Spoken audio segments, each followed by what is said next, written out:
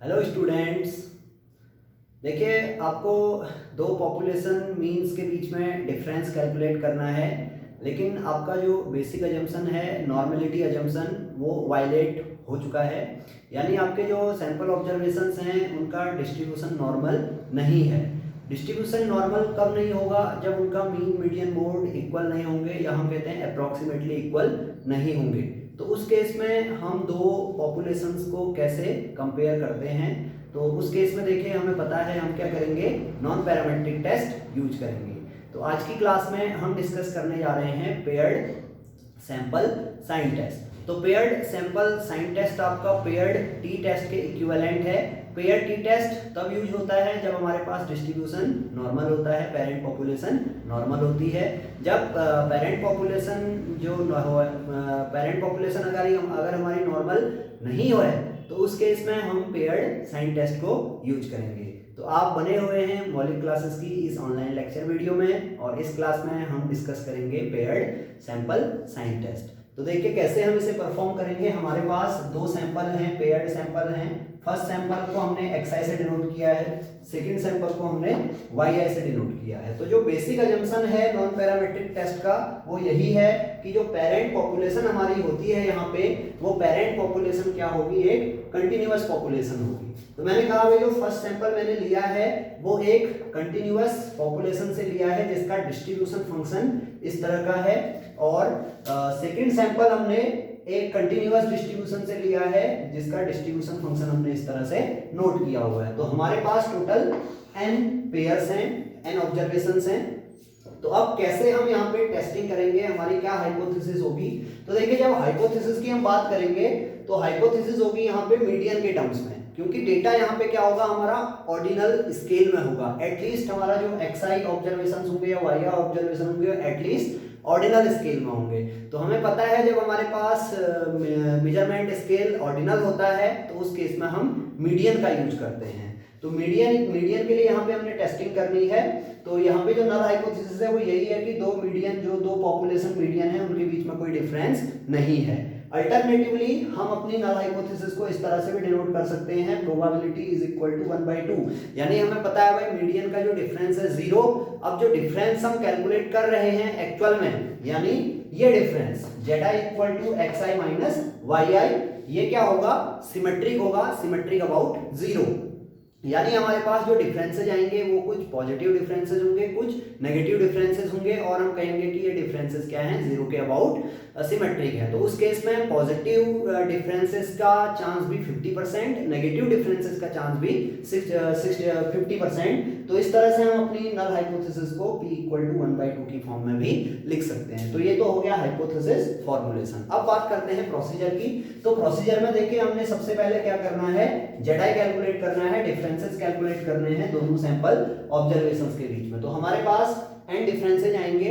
n differences में से कुछ हमारे पॉजिटिव डिफरेंस होंगे, कुछ नेगेटिव डिफरेंस होंगे, और कुछ जीरो डिफरेंस होंगे। तो ऑब्वियस है यहाँ पे हमें क्या करना है, जीरो डिफरेंसेस को इग्नोर कर लेना है।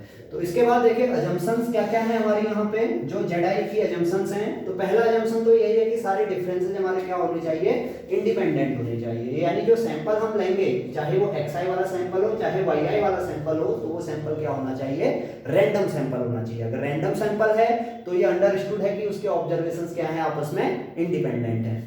फर्स्ट सैंपल के ऑब्जर्वेशन इंडिपेंडेंट हो गए, सेकंड सैंपल के ऑब्जर्वेशंस इंडिपेंडेंट हो गए, तो दोनों का डिफरेंस आप निकालोगे तो वो डिफरेंसेस भी क्या हो जाएंगे, ऑटोमेटिकली इंडिपेंडेंट हो जाएंगे। तो पहला अजम्पशन यही है। सेकंड अजम्पशन में हम कह रहे हैं भाई zi क्या है, एक कंटिन्यूअस पॉपुलेशन से आना चाहिए। तो जो बेसिक अजम्पशन मैंने अभी डिस्कस किया था नॉन पैरामेट्रिक टेस्ट का, वो यही था कि जो पॉपुलेशन है वो हमारी क्या है, एक कंटिन्यूअस पॉपुलेशन है। इसी तरह से थर्ड हमारा है xi yi, ये क्या होना चाहिए, एटलीस्ट ऑर्डिनल स्केल डेटा होना चाहिए। फिर से वही बात कि मैं यहाँ पे नॉन पैरामेट्रिक टेस्ट की बात कर रहा हूँ, तो मीडियन की टेस्टिंग करूंगा तो मुझे पता है भाई डेटा मेरा क्या है, ऑर्डिनल स्केल में होना चाहिए। तो ये तो हो गए हमारे अजम्पशन।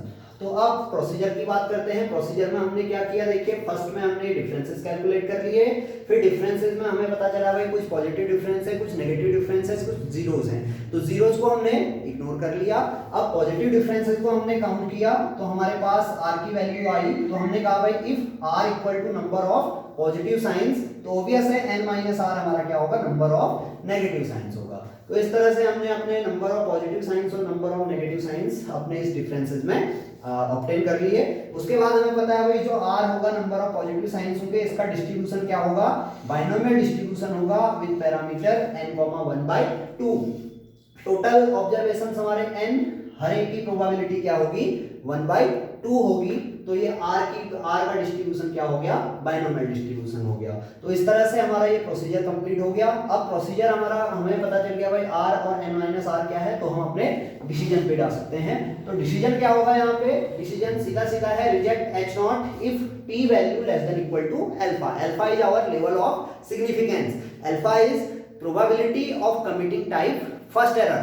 तो अल्फा हमारा जनरली क्या होता है, 5% पे होता है, या अगर क्वेश्चन में गिवन है कि 1% या 10%, तो उसके अकॉर्डिंग हम फिर उसे डिसाइड कर लेते हैं। तो हमने क्या करना है, पी वैल्यू कैलकुलेट करनी है। अगर P value level of significance से के बराबर या उससे कम आती है तो हम अपनी नल हाइपोथेसिस को रिजेक्ट करेंगे, अदरवाइज अपनी नल हाइपोथेसिस को एक्सेप्ट कर लेंगे।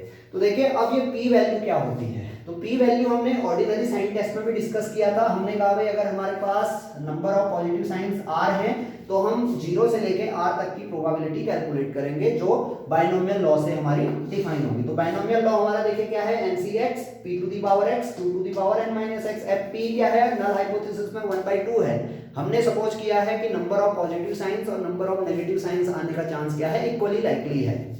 तो उस केस में इस लॉ को हम सॉल्व करेंगे। तो देखिए x और n माइनस x आपका ऐड होगा, बेस आपका सेम है, एक्सपोनेंट ऐड होगी, तो ये कितना आ जाएगा, n आ जाएगा। तो ये वैल्यू हमारी p वैल्यू है, इसी को हम यहाँ पे कैलकुलेट करते हैं। तो कैसे कैलकुलेट करेंगे, कैसे इसे अप्लाई करेंगे, इसका एक न्यूमेरिकल हम सॉल्व करेंगे, वो नेक्स्ट लेक्चर वीडियो में हम देखेंगे कैसे इसको हम p वैल्यू को कैलकुलेट करते हैं और कैसे हम अपना डिसीजन बनाते हैं। तो ये तो था theoretical concept of paired sample sign test. अगर आपको ये वीडियो पसंद आया है तो प्लीज़ आप हमारे चैनल को सब्सक्राइब करिएगा, इस वीडियो को लाइक करिएगा और अपने फ्रेंड्स स्टूडेंट्स में इसे शेयर करेंगे। मिलते हैं नेक्स्ट लेक्चर वीडियो में। Thank you.